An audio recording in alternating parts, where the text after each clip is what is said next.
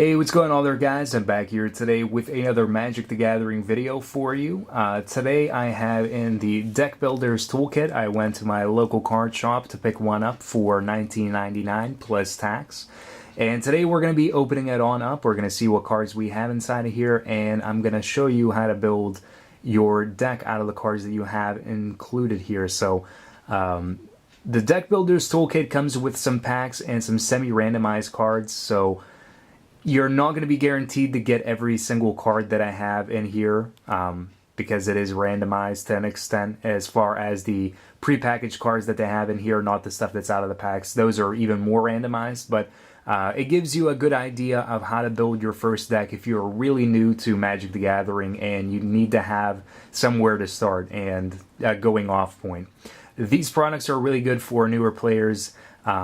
They're only 20 bucks to buy one of these Deck Builders Toolkits, and you do have an instant collection like it implies. You get a few packs and you get some cards that will help you out for actually building your very first deck. So we're going to take a look at this. We're going to open up this box and we're going to start deck building, and I'll show you how I go through and build decks, at least with a limited supply of cards. So we'll open this on up. Take the packaging off. This box slides out. There's nothing on the inside there. And the box that you actually get is reusable. It's a really nice box. I have bought the Deck Builders Toolkits in previous years, and they make for a really easy way to store cards.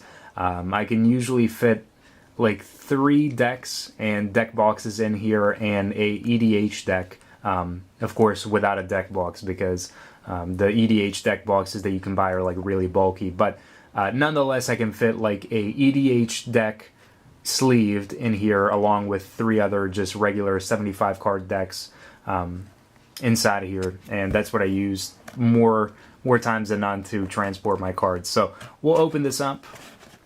Let's take a look at some artwork real quick. I forgot to take a look at that. And it has Magic the Gathering on the side and Challenger on the back and on the front as well.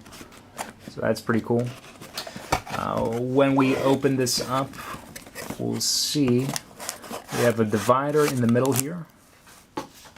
We have some packs, so we'll take these out first. We have a pack of Return to Ravnica, a pack of Gate Crash, a pack of M13, and a pack of M14. So these are the packs that we are going to be building off of, and we're going to try to put a decent deck together, something that's at least playable, you can have some fun with. It comes with a how to play guide and a guide for the Deck Builders Toolkit. For you guys that are a little bit newer, you can read through these and see what it has to say about deck building. And then we have the semi-randomized packages. So in here we have basic lands. We have some other like non-basic lands that are pretty plain and like basic. They're like commons and sometimes even uncommons. We have our packs of assorted cards. So it's going to be assorted amongst all the different colors that we have. So this is probably what I want to go through first. I want to go through these cards, the semi-randomized ones, and we're going to sort them as we go through. I'm going to close this box up. If I can get that. There we go. Put that off to the side here. And whenever we go through these cards, I'm just going to sort them by color as we're going through. So I'll get the lands out of the way. Sometimes they have some cards intermixed with the lands, so we'll just run right through them real quick. So it looks like all of these are just basic lands. Yep. So we'll put those off to the side. Those will help us to build our land base.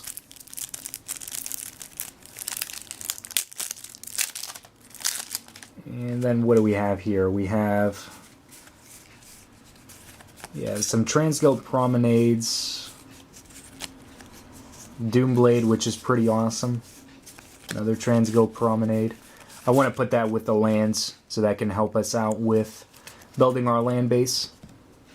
So we have that. We have some multicolored cards and then some just regular colored cards. We'll put all the wrappers off to the side so that doesn't get in the way. Take a look at some of the rest of this stuff here. Make sure just that we get the all the basic lands and everything like that out of the way. So that's all regular cards.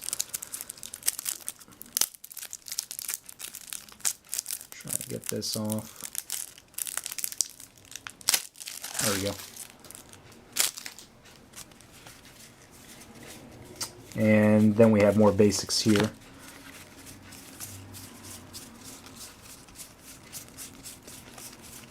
Alright, so we'll put those off to the side as well.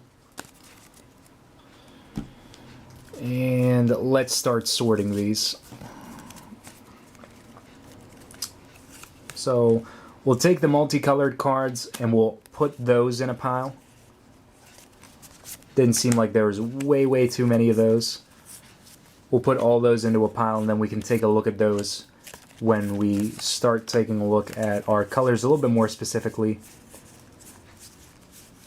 Vitu-Ghazi Guild Mage, Call of the Conclave, Tristani Summoner, Cursors of Chord,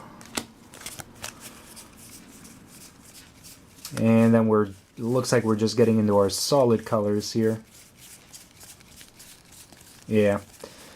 Alright, so that about does it for our multicolored ones. So for our multicolored cards, we have Tristani Summoner, Cursors of Chord, Vitu-Ghazi Guild Mage, Call of the Conclave, Urban Evolution, Nimbus Swimmer, Sky Knight Legionnaire, Wojak Halberdiers, Viashino First Blade, Sunhome Guild Mage, and True Fire Paladin. So not too broad as far as like multicolored cards go. It's just trying to fixate us to a few colors, not trying to throw us off into like a whole lot of different directions. And now let's go through and sort through our different colored cards. So our reds, our whites, our greens here.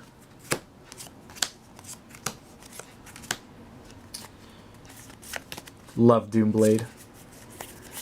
Alright, so we have that. Some more greens. And the nice thing about the cards that are included, even though they are semi-randomized, they scope across the various sets, so you at least get a feel for the different sets that are out right now. It's not like it's all just core set stuff. It's a mixture of just everything, so it's pretty nice.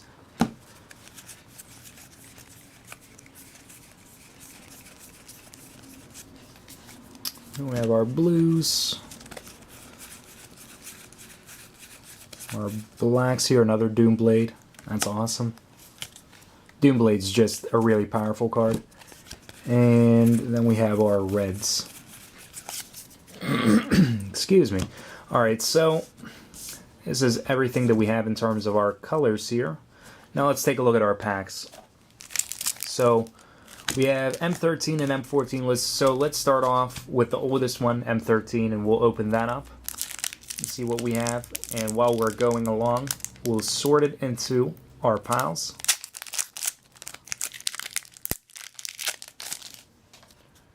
Right, so we have Guardian Lions in white, Volcanic Strength in red, Downpour, Blade Tuscarora. We have Warclamp Mastiff. Oh, bumped my camera there. There we go. We have a Glorious Charge, Sign in Blood, Fairy Invaders.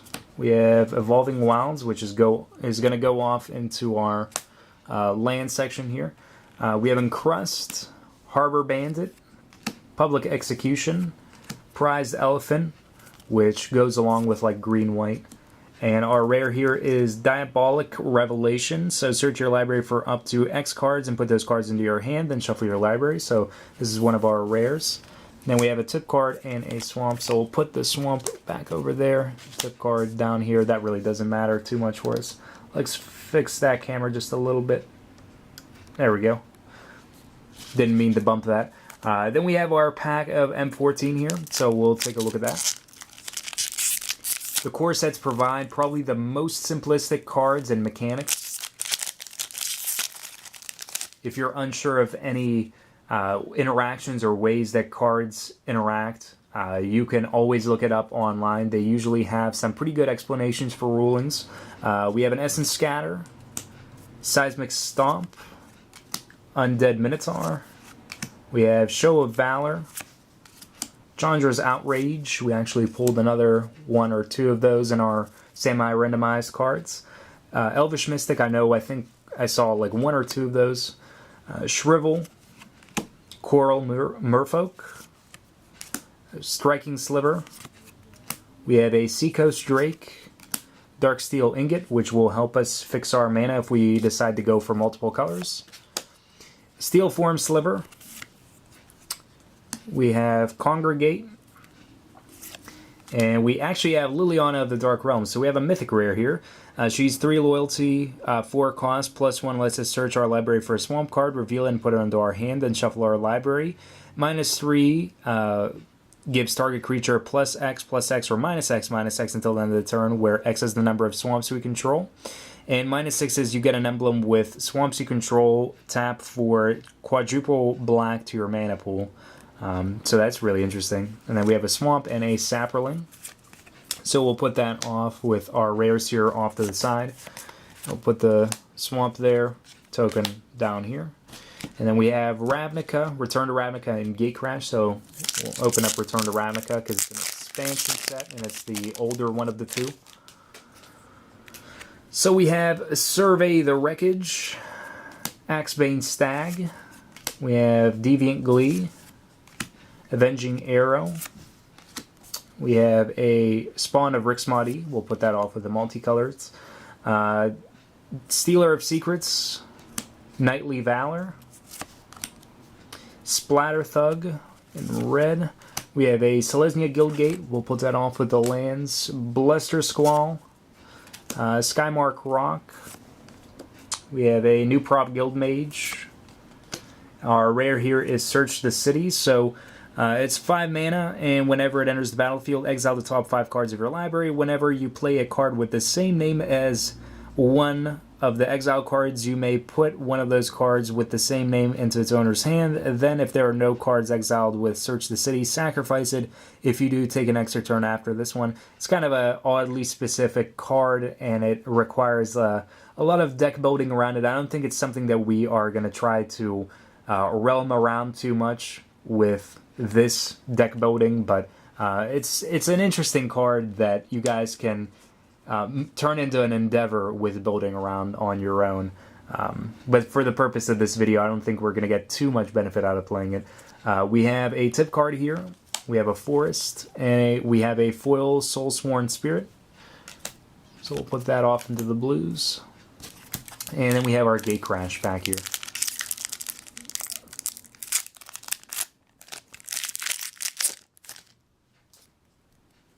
So we have Greenside Watcher, Wave the Thief. We have 10th Street Market, Dutiful Thrall. We have a Bioshift, Wojak Halberdiers, so we have another one of those. We have Bulstrode Spy, Ivy Lane Denizen, Deviant Glee, Death's Approach, way too stuck on the other pack. Definitely not Deviant Glee. Sage's Road Denizen. We have a Gorklan Rampager. We have Ripscale Predator, Gateway Shade. And our rare here is High Priest of Penance. So whenever it is dealt damage, you may destroy target non-land permanent, and it's a 1/1 for 2 mana, 1 white and 1 black. Even though it's a hybrid card, we're going to put it off with the rares. And then we have a Swamp, and we have a Soldier token. Oh, knocked everything over here. So let's put that back up there. And now that we have everything opened and out of the way here, we are going to get to the portion where we start taking a look at what we're actually going to play and how we're going to actually go about deck building. So one of the most important parts about deck building is actually taking a look at what cards we have and singling out cards that are really powerful spells or creatures that will end up letting us get a huge advantage in the game or will allow us to win the game, and also cards that are going to be forms of removal. So being able to get rid of our opponent's creatures, our opponent's things that they have, or just stalling them out. So really effective ways of being able to manipulate what our opponent's trying to do. So the thing that I like to take a look at in each color first is to see cards that are really, really good and that just really stand out. So we're going to go through each color here, the first one being white. So we have Dutiful Thrall. Knightly Valor is a card that I really like for being able to build around decks. It makes creatures bigger. It gives us a 2/2, and it has Vigilance, and it gives the equipped or enchanted creature +2/+2 in Vigilance, which is pretty nice. Avenging Arrow, allowing us to destroy target creature that dealt damage this turn. Congregate, Steelform Sliver, Show of Valor, Prized Elephant if we decide to go into like white-green. It gets +1/+1 as long as we control a forest, and for 1 green it gains Trample. Glorious Charge, which is a combat trick, we'll worry about those later. Warclamp Mastiff, Guardian Lions. Pacifism as a 2/of is really important. It's a form of removal. It doesn't outright just say, alright, well, destroy target creature or exile target creature, but it does enchant creature and they can't attack or block, which is pretty good for us. Hive Stirrings, Seller of Songbirds, Fortify, Master of Diversion, Assault Griffin. Evasion in creatures is also fairly important. Evasion being any means of a creature being able to avoid being blocked by our opponent's things. So if it has unblockable or intimidate, flying, any types of evasion like that are really good to have in a deck. So this is definitely a card that does seem quite good. Dawnstrike Paladin is pretty alright as well. We have another Avenging Arrow. Capuchin Knight, so pretty interesting card. We have a Sunspire Griffin. Angelic Wall as a defender isn't bad. Griffin Sentinel is a little bit underwhelming, only being a 1/3 for 3 mana. Suntail Hawk, Sarah Angel, of course, really awesome. The card's been reprinted so many times. Blessing is another pretty interesting card for an enchantment. For 1 white, enchanted creature gets +1/+1 until the end of the turn. Eyes in the Sky, another Seller of Songbirds. Tristani's Judgment as a form of removal. Exile target creature, then populate. Show of Valor, Master of Diversion, and Righteous Charge. So it looks like the big things that really stand out to me out of here are things like Tristani's Judgment, Blessing, the Angel, Angelic Wall, Sunspire Griffin, Avenging Arrow, Dawnstrike Paladin, Assault Griffin, the Pacifies, Prized Elephant, Knightly Valor, and the other Avenging Arrow, which we'll put together so we know that we have multiples of it. So white doesn't seem all too bad. We can find some filler being like creatures or spells that we can use to fill the slots in our deck that will be pretty average. They don't have any outstanding features to them, but ultimately they end up serving a pretty decent purpose for us where they can either be swinging in or we can make them bigger or anything like that. In red, we have Ripscale Predator, 10th Street Market, Splatter Thug, which I really like, Survey the Wreckage, Striking Sliver, Chandra's Outrage, which is removal, deals 4 damage to target creature, 2 damage to that creature's controller. Seismic Stomp, Blade Tusk Boar with Intimidate, like I mentioned just recently with Evasion. Volcanic Strength, giving a creature +2/+2 in Mountain Walk. It's a form of evasion. We have 2 Shock, which are a small scale removal. Active Treason, which is pretty good filler for us. Another Chandra's Outrage. Annihilating Fire for even more removal. Seismic Stomp, Goblin Shortcutter. We have the Regathon Firecat. Definitely butchering some of the names. Pitchburn Devils. We have Yoshino Racketeer. Blur Sliver, Dragon Hatchling with Flying and Fire Breathing. For 1 red, gets +1/+0 until the end of the turn. That's a pretty cool card. Tenement Crasher with Haste. Rat Piker. We have Gutter Snipe, so if we have a pretty excessive amount of instants and sorceries, this could be something that's useful for us. Deals 2 damage to each opponent. So that's pretty cool whenever we cast an instant or sorcery. Flames of the Firebrand, another removal spell dealing 3 damage, divided as we choose among 1, 2, or 3 target creatures and or players. Another Riot Piker and Fire Fist Striker, which would be good if we want to go around the battalion and play off of that. So red seems to be pretty nice. I actually like red a whole lot. For red, we have a decent bit of removal in the form of Flames of the Firebrand, Annihilating Fire, Chandra's Outrage as a 2-of. We have the Shocks, Volcanic Strength to give a creature Mountain Walk and a buff, Blade Tuskboar for Intimidate and Splatter Thug, which has First Strike and Unleash, which is pretty cool. So all these cards seem pretty cool for us. I like that definitely. Take a look at green here. We have Ivy Lane Denizen, which is going to be pretty useful if we play heavy green. Greenside Watcher, Axebane Stag, Elvish Mystic, which we can use for ramping. Centaur's Herald, 3 mana and sack it to get a 3/3. Not too bad. If we can find a lot of populate effects, it would definitely be pretty good. Crawl Warrior, Aerial Predation, the 2 more Elvish Mystic. Deadly Recluse, Reach and Death Touch, pretty nice to be able to block creatures out. Brindle Boar, Spore Mound, whenever a land enters the battlefield, we get a 1/1 Saproling. Under our control, that is. Whenever a land enters the battlefield under our control. Have to be more specific about that. Rumbling Baloth, 4/4 for 4 is pretty alright for us. Giant Growth is another really good filler type card. We have Trollhide, giving enchanting creature +2/+2 and 2 mana to regenerate it. Hunt the Weak, put a +1/+1 on target creature, and then that creature fights target creature we don't control. Axebane Stag again, Briar Pack Alpha, good for being able to flash it in, and it gives target creature +2/+2 until the end of the turn. Howl of the Night Pack to make 2/2s for each force we control for 7 mana. Druid's Deliverance, prevent combat damage that would be dealt this turn and populate. Definitely something to consider. Slime Molding, another Centaur's Herald, definitely could go the course of like populate. Axebane Guardian, which could allow us to ramp, it's not bad. Woodborne Behemoth, I skipped over the Seek the Horizon, but Woodborne Behemoth, I just wanted to get to that. 4/4 for 5, as long as we control 8 or more lands, it's a 8/8 and has trample. Verdant Haven, enchants a land, we gain 2 life, and the land can tap for any 1 mana of any color to our mana pool alongside the mana that we're tapping for it originally. Gate Creeper Vine, which can allow us to search our library for a basic land or a gate card, and another Axebane Stag. So it looks like the really good stuff out of green for us. If we decide to go heavy green, we can play the Ivy Lane Denizen, but we have the Verdant Haven, Behemoth, Guardian. We have 2 of the Centaur's Heralds. Grab those and put those together.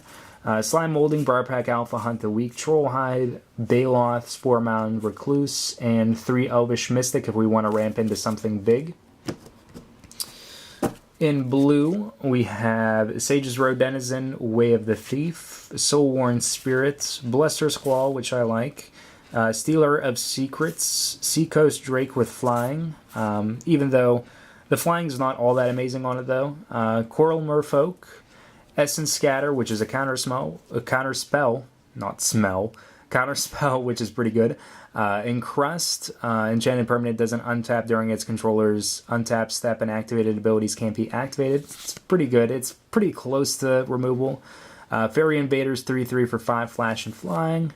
Downpour, tap up to 3 target permanent or 3 target creatures. Paralyzing Grasp, again, enchanted creature doesn't untap. Divination to be able to draw cards is pretty nice. Drawing spells are pretty effective. Frost Breath, we have 2 Archaeomancers, Wind Drake for evasion.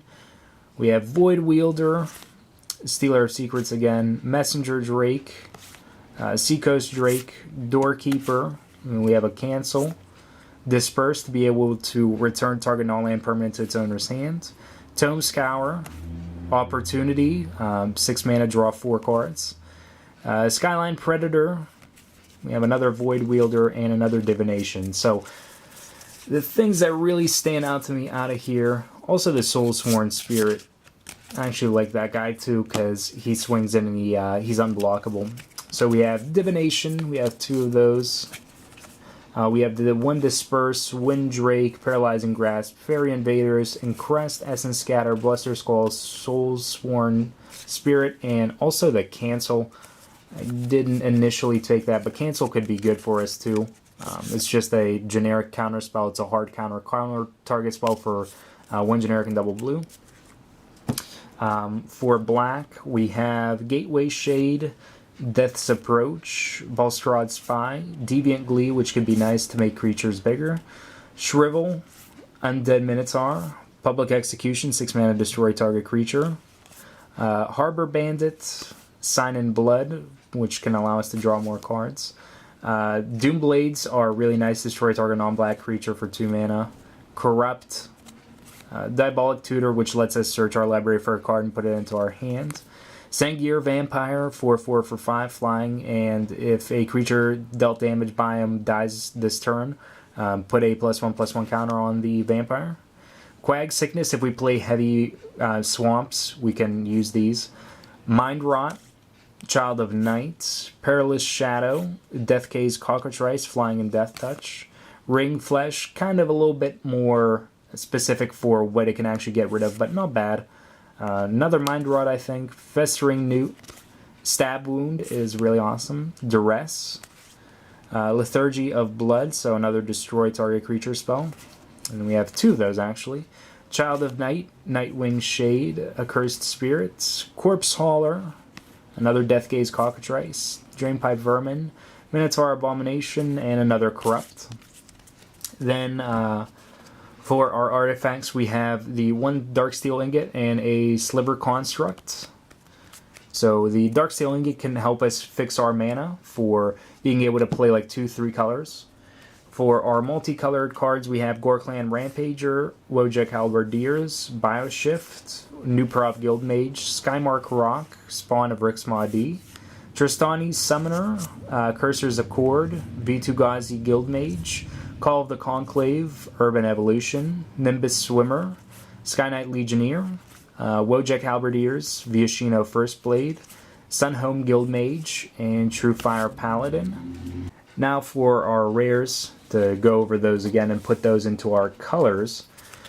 We have our High Priest of Penance, we have Search the City, which we're more than likely not going to play, and then we have our Liliana of the Dark Realms and our Diabolic Revelation. So a lot of players might go to gravitate towards like big mythic cards like Liliana, especially because she's a planeswalker, just because of that rarity, and they want to like build a deck around that. That's not necessarily the right course of action that we want to take. We want to go about finding good spells that are really well-rounded and that we can play and will help us win the game ultimately. So if it happens to fall in our colors and we happen to be able to play that card, then we'll go for it. But you don't want to force a card like Liliana just because you pulled her. It might end up providing more grief than actual benefit for you. But now let's take a look at where we would go about for building our deck. So green is always kind of a good start to things. So being able to play green is always pretty simplistic. It's not way too hard and complex to understand. So taking a look at green, things that would be like auto includes would be things like Woodborne Behemoth, Verdant Haven. Those are awesome cards to have. The Axebane Guardian lets us fix our mana. If we want to go for like populating, we can play the Centaur's Herald and the Slime Molding. Briarpack Alpha fits in pretty well no matter what our kind of theme goes on. Being able to flash it in and mess up our opponent's combat math is nice. Hunt the Weak to be able to put a +1/+1 on our creature and also find a form of removal is nice. Troll Hide to be able to regenerate our creatures. The Rumbling Baloth is well-rounded. Spore Mound is pretty well-rounded as well to be able to make a ton of 1/1s. Deadly Recluse is nice to be able to block out our opponent's things. And our Elvish Mystics, even though they seem like little, really small, dainty creatures, they can help us ramp out into bigger creatures really, really early on. So green actually seems like something that I want to be playing with the cards that we have here. Red also seems pretty nice for us too. The big thing that stands out to me and the reason why I like red is because we have the burn spells here. So we have the Shocks, we have the Chandra's Outrages, we have the Annihilating Fire and the Flames of the Firebrand. So those are all cards that are really nice in red and deal damage and get rid of creatures. So those are definitely things that we can consider for red, and that would be really awesome for us.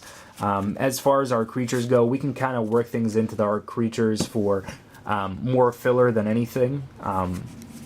But red looks really nice for us. We could even go for playing white as well. In white, we have Sarah Angel's Tristani's Judgment, which is nice. Blessing isn't bad at all either. We have the 2 Avenging Arrows.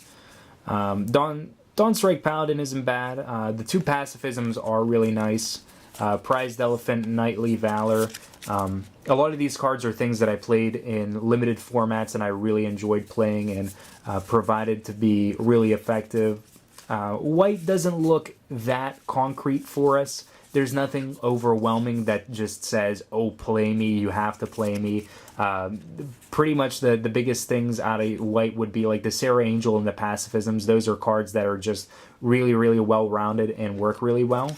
Also, if we're going for like green, we can play the Prized Elephant, and it could be a 4/4 for 4 mana, and for 1 green it gets Trample, and like Knightly Valor would be something worth splashing. But I think overall, red and green is probably what I want to be playing out of here. Blue doesn't look that amazing. Black does have the Doom Blades, but out of black we have Stab Wound, Sengir Vampire, Diabolic Tutor, the 2 Doom Blades, and then Liliana of the Dark Realm. So these are probably the things that I really like out of here, but the creatures seem a little bit more lacking. The creatures aren't exactly the biggest, the most effective. Like we have things like Child of Night. The Nightwind Shade is a little bit too expensive for our taste as well. So I think we'll stay away from black, even though we have the awesome Liliana of the Dark Realm. Sometimes you just have to tell yourself it's worth it to play something else. But things that are awesome in like hybrid would be the Gorklam Rampager. If we go for red and green, it can either be played as a creature or we can use the Blood Rush on it. If we want to go for like green-white, we have Call of the Conclave as well. Red-white, we have Skyknight Legionnaire, Halberdiers, Viashino, First Blade, Sunhome Guild Mage, True Fire Paladin, all pretty good cards. Green-white, Cursor's Accord, Vitu-Ghazi Guild Mage, Tristani Summoner's not horrible either. But I think the best thing out of here are like the cards like Call of the Conclave and Gorklam Rampager. Those are really good cards. So let's see what we can do for like white, red, and green. If we can put anything together for that. We're going to put blue and black off to the side. There are some good cards out of there, but I think overall we can do a whole lot better with being able to build around these 3 colors out of here. We'll have the dark steel ingot here. The sliver construct, I don't think we're going to be going for like tribal slivers or anything like that, so we'll put that off to the side as well. And in our colors, we'll just pick and choose our colors out of here for the things that we're building around. That way we can focus on those cards and not have too much cluttering our space and our view. So we'll pull out all the cards that fall under our color scheme. We'll put the rest of these cards up here. And our tokens as well. And then we can kind of have a little bit more clear workspace to build off of stuff. So, like I mentioned again, cards that are almost auto-includes would be things like these that we went over. So we'll pull those out first, and then we'll take a look at the other cards that will make the cut ultimately. Even something like Giant Growth. Giant Growth is a good card too. We could even find ways to play like Slime Molding. Being able to use our Elvish Mystic to provide more mana to play like a bigger Slime Molding is pretty nice. And the Centaur Heralds wouldn't be bad either. But we'll hold off on the Centaur Heralds for right now.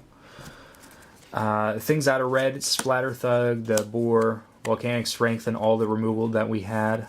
The Dragon Hatchling, Gutter Snipe because it works around our instants and sorceries. And then for like bigger things, we had the Ripscale Predator, which we can ramp into. That wouldn't be all too horrible. We can use the Act of Treason as a filler spot for us too. And then we even have something like Tenement Crasher. Tenement Crasher isn't horrible. At least not for like our first deck, our very first deck in building stuff. Our pacifisms are good and white. Throwing cards all over here.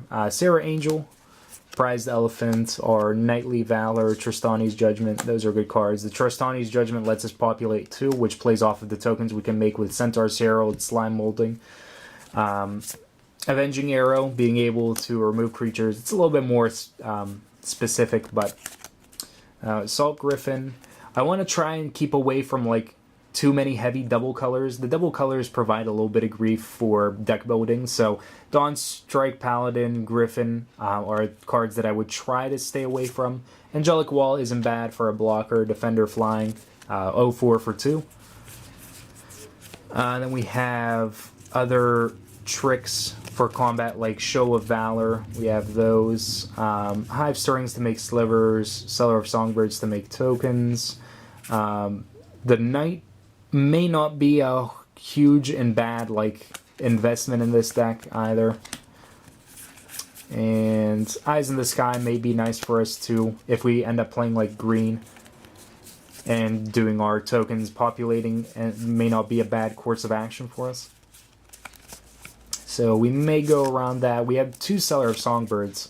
Then we have our Eyes in the Sky here. So out of everything, let's try to kind of cut things down a little bit more. So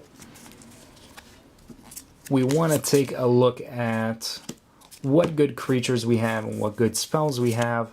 Our Druid's Deliverance may play into our populate if we want to do that. So we'll move these a little bit over to the top, and we'll start mapping out our cards based on converted mana cost. That is one strategy that deck builders have to assure themselves that they are on the right course of making a deck. You don't want to be way too heavy on one end or another unless you're going for a flat out aggro and you want to just beat down your opponent as quick as possible, which is definitely a good strategy too. But we'll take a look at our cards based on the converted mana cost order. So our cheapest things going on first. So we have our Elvish Mystics, our Centaur Heralds. We have our Druid's Deliverance here. Our X cost cards we're going to put off to the side. We have our Giant Growth here. So we'll put that right there. We have Deadly Recluse, Spore Mound for our 5 slot, Rumbling Baloth for our 4 slot, Troll Hide, Hunt the Weak, Briar Pack Alpha for 4, Axebane Guardian for 3, Verdant Haven for 3, Woodborne Behemoth. So that's all of our greens. And I think more than anything, we're going to try and push 3 colors here. So we'll try and get all the really good cards out of here. So we'll get things like Splatter Thug, which is awesome. We'll get Annihilating Fire Flames of the Firebrand and our Chandra's Outrages. Those are all good cards for us. So these are 4 cost cards. I'll put the Behemoth in a 5 slot. Put him where he belongs. Our Chandra's Outrages right here. We have our Annihilating Fire and our Flames of the Firebrand. We'll put those right here. And let's go back to our reds. Take a look at anything that should be like an auto include. The Shocks could be pretty necessary for us. We might include those as well. Kind of depends on the situation. They might just be sideboard cards for us. Volcanic Strength to give a creature a buff, and possibly give it Mountain Walk if it's relevant.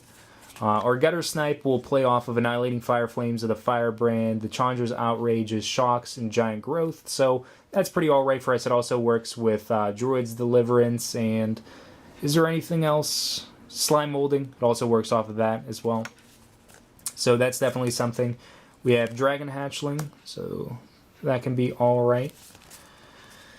And I don't know if I want to push these last 3 cards. We'll save those, put those up there, and take a look at what really good cards we have for like white. So Eyes in the Sky will play into being able to populate. Knightly Valor will make our cards bigger. And then we have Pacifism and Sarah Angel.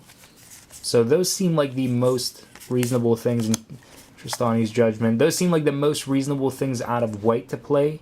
So maybe we'll play it, maybe not. This is just one of those processes with deck building where you can just kind of go back and forth with how many slots you have open and whether it's really worth going for that third color or not. It seems like our red and green deck right here, it seems pretty alright for us. We can go and play some of the bigger red and green cards out of here, especially with our Elvish Mystics.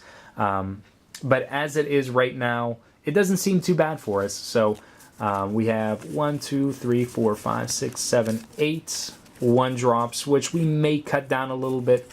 We definitely do have the benefit of playing like an early game and being able to play early drop cards. We have 1, 2, 3, 4 2-drops. We have 1, 2, 3, 4, 5, 6, 7 3-drops. 1, 2, 3, 4, 5 4-drops, 2 5-drops, and 1 X-Cost card. So let's take these back and sort them out again. So we can just take a look at our colors and our mana costs and everything. So I'll separate them by color again so we can more finely dissect this. Put our reds up at the top just to make things easier for taking a look at it. Make it more aesthetically pleasing, I suppose. Alright, and last but not least, our 1-drops here.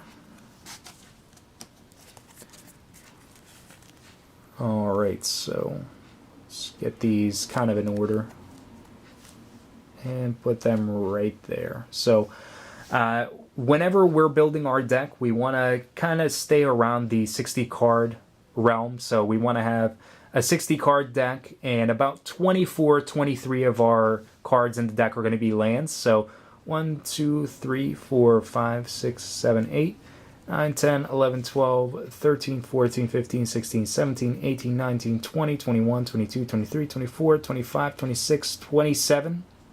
So we have 27 cards so far.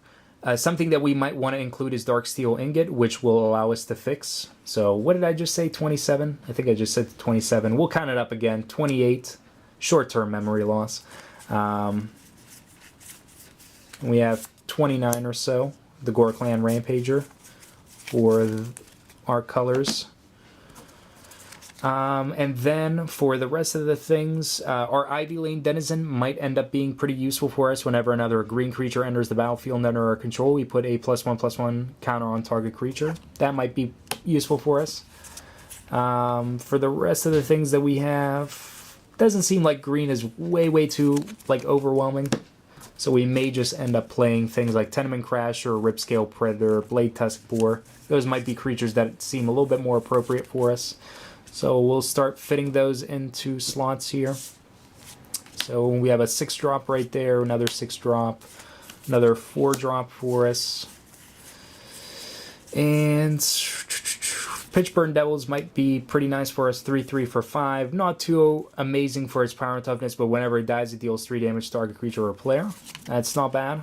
So now let's get another count here. I'm going to be doing a lot of counting. So 1, 2, 3, 4, 5, 6, 7, 8, 9, 10, 11, 12, 13, 14, 15, 16, 17, 18, 19, 20, 21, 22, 23, 24, 25, 26, 27, 28, 29, 30, 1, 2, 3, 4. So what we want to do is just find 2 more cards. 2 more cards and we're pretty much set here.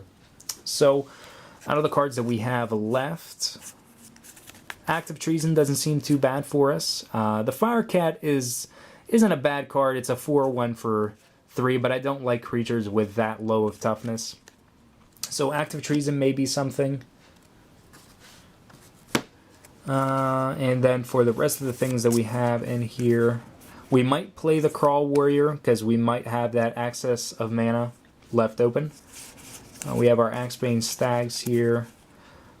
We might go ahead and play like Seek the Horizon to be able to search for basic lands and get them out of the way. It might help us out with Woodborn Behemoth and the Spore Mound being able to hit more land drops, so we might go for that. Crawl Warrior does seem like something that I would like to play, though. More creatures, You always want to have a decent amount of creatures in our deck. And do we have any other populate spells? Doesn't seem like it.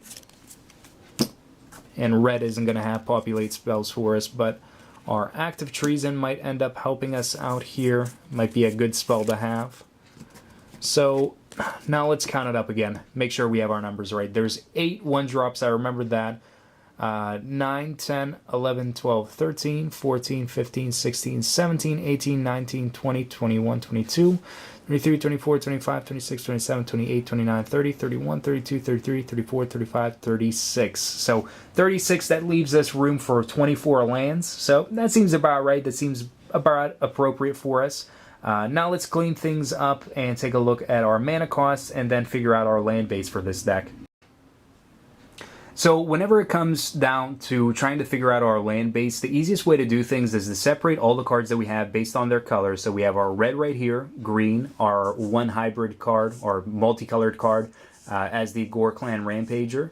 And then we have our colorless cards, our only Singleton Darksteel Ingot. And then we are going to try and figure out the ratio of one color to another color, and then we're going to relate that to the ratio of a certain basic land type of land to another basic land. So like the ratio of mountains to forests that we want to have. The easiest way to do that is to count up the amount of symbols that we have in red, count up the number of symbols that we have in green, find the ratio of red to green, and that's going to be our ratio of mountains to forests. So let's take a look at it here. So counting the symbols, we have 1, 2, 3, 4, 5, 6, 7, 8, 9, 10, 11, 12, 13, 14, 15, 16, 17, 18, 19, and Rampager 20. For green, we have 1, 2, 3, 4, 5, 6, 7, 8, 9, 10, 11, 12, 13, 14, 15, 16, 17, 18, 19, 20, 21, 22, and Rampager makes 23. So 20 to 23. It's really simple math whenever it comes down to actually figuring it out. But for you guys that are on the iPhone, you can actually find an app called Manafix, and I actually have it pulled it up here. I have it on my iPhone here. So what you do with Manafix is you enter in the amount of lands that you're using right here. So we have 24 lands. That's how many we're using in our deck. And then you enter in the amount of mana symbols that you have. So we have 20 red, like we stated before, and 23 green. And that is going to give you the amount of lands that you want to have. So 11 mountains and 13 forests, which seems about right for us. We can even go ahead and just do a 12-12 split, but we'll go along with what the app has to say because it's actual math that figures it out. And we'll go along with 11 and 13. If you guys just do the math for it and find the ratio of it, you'll pretty much get the exact same answer. It's the exact same algorithm that's used on Magic the Gathering Online to figure out the suggested land bases as well. So for you guys that are accustomed with playing on Magic the Gathering Online and you use the suggested land count, it'll pretty much tell you that exact same land count, 11 and 13, if you were to like make this deck and have to use the function to find however many lands that you were actually going to use and how appropriate it would be. So we're going to go along with that. So we'll get our 11 mountains out of here. So we have 1, 2, 3, 4, 5, 6, 7, 8, 9, 10, 11. 11 mountains. And we'll grab our forests here. So we have 1, 2, 3, 4, 5, 6, 7, 8, 9, 10, 11, 12, 13.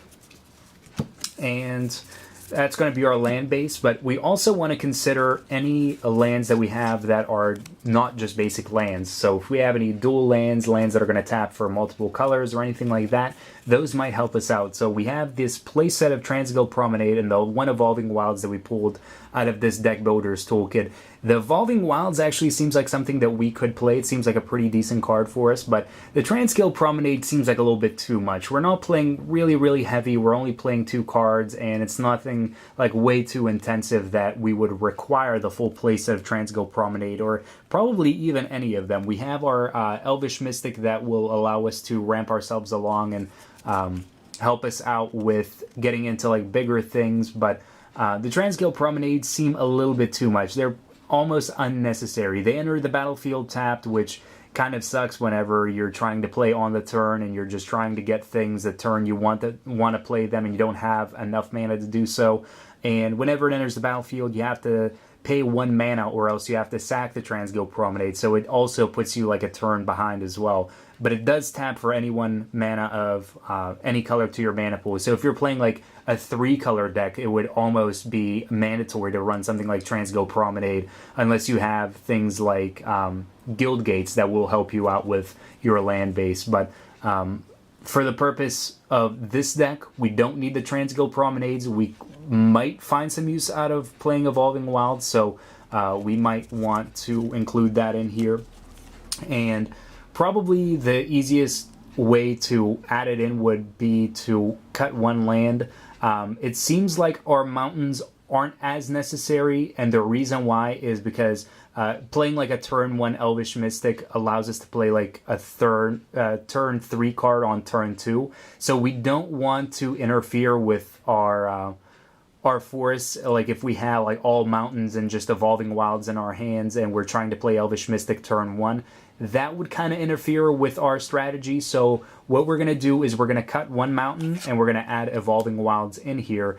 That way we don't have any problems. Shock isn't as important for us to play turn 1 as Elvish Mystic would be. So Evolving Wilds is pretty appropriate for just taking 1 mountain out, and it's going to let us either search for our forest or a mountain depending on what we need. If we need like double red for Chandra's Outrage or something like that, or double green for any of the double green cards that we have, I can't think of any. What do we have? We have the Baloth, I think it is. I think that's what it's called. Yeah, we have the Baloth and we have the Behemoth. That was the other one. And the Spore Mound. If we need double green for those cards, then we can go and we can search for another forest. But that's the deck that we have. Now let's shuffle it up and let's just test it real quick. Let's see how the deck works and see if it's to our liking, if it actually suits us well. So for the sake of things, I already shuffled the deck. That way we wouldn't waste any time on camera doing it. So we're just going to do some small card movement here just to assure you guys that it's randomized and that I didn't stack the cards or anything like that.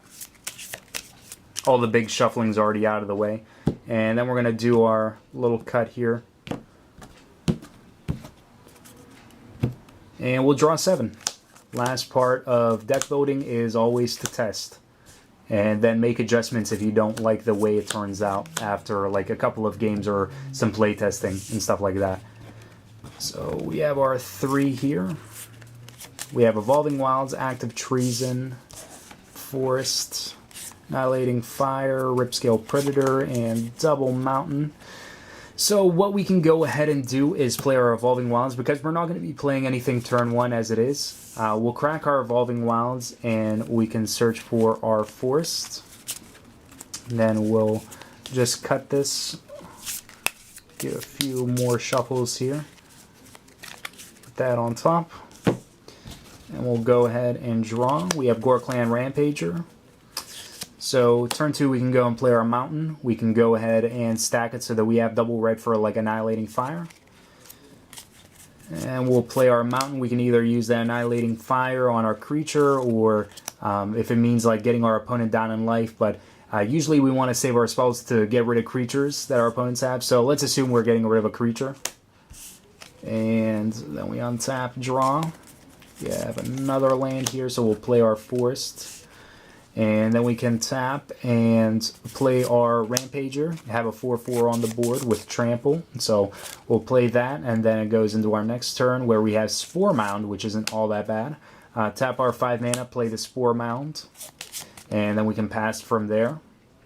Then we have Troll Hide, so we play our land, and his trigger is put on the stack, so we put a 1/1 onto the battlefield, which can help us for blocking and stuff like that.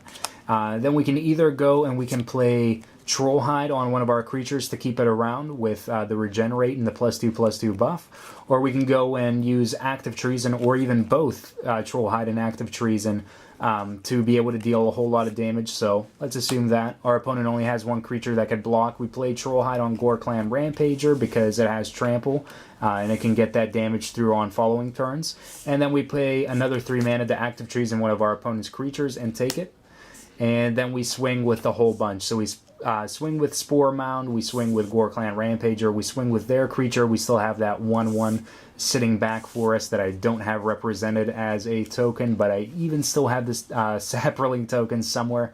And then we draw into our next turn where we have Ripscale Predator, so we can play the land and play off of Spore Mound to make another 1/1. But we're going to go ahead and swing in with our creatures, swing in with Gore Clan Rampager. He deals his 6, and however much of the difference it is with Trample, Spore Mound gets in probably, or maybe not, depending on what's on the opposing side. And we can play our Ripscale Predator and play it out from there. So that's just a quick play test of the deck and just like a quick run through. Hopefully this helps you guys with any deck building that you may have. I highly recommend for any new players to go out and buy one of these deck builders toolkits. They provide you with a lot of the essentials that you need to get started with playing Magic. It's really fun. It's really cheap too, only 20 bucks, and you get started with a instant collection like they imply with the advertisements on the packaging. But it really is an instant collection. You really do get started off with some decent cards to make a deck, and hopefully with the things that I showed you guys with deck building, it'll help you make your first deck here. So if you guys enjoyed this video and you find it helpful, please hit that like button and subscribe to the channel for more Magic the Gathering videos and content. And until next time, guys, have yourselves a wonderful, fun-filled Magic the Gathering day.